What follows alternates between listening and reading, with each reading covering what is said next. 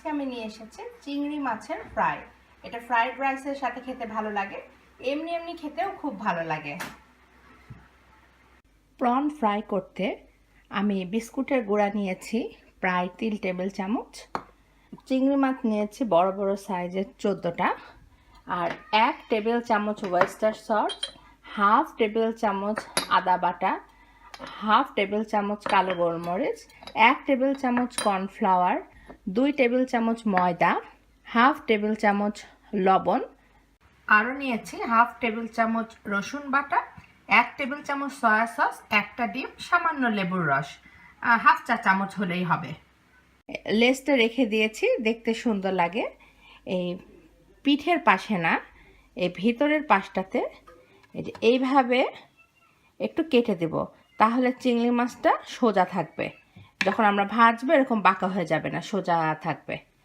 এইভাবে আমি প্রত্যেকটা চিংড়ি এই মাঝখানে এইভাবে করে কেটে নিচ্ছি। আমার সবগুলো চিংড়ি কাটা হয়ে গিয়েছে। এখন আমি একটা বোলের মধ্যে এই সব উপকরণগুলো নিয়ে নেব।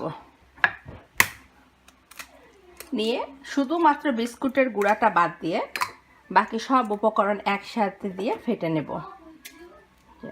লবণ, ময়দা, আদা বাটা, কর্নফ্লাওয়ার, গোলমরিচ,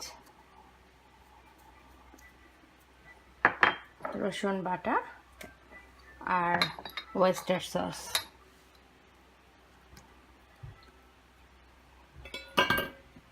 এবং লেবুর সব উপকরণগুলোকে খুব ভালো করে মেখে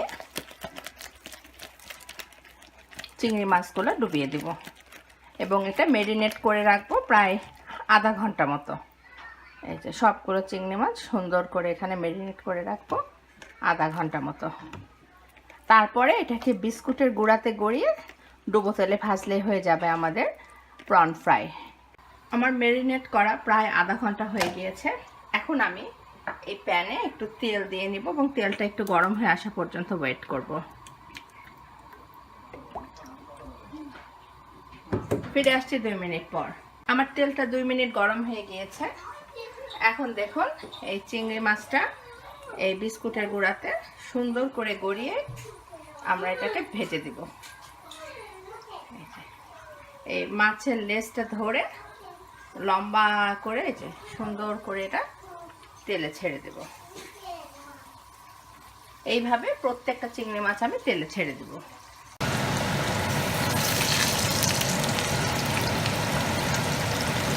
এই পাঁচটা হয়ে গিয়েছে, উল্টিয়ে দিব। একটু সময় লাগে না হতে।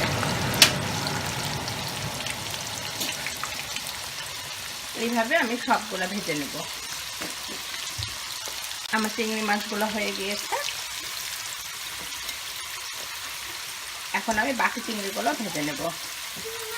এই যে দেখুন, খেতেও খুব মজা, দেখতেও সেরকম সুন্দর হয়ে গেল আমার চিংড়ি মাছের ফ্রাই।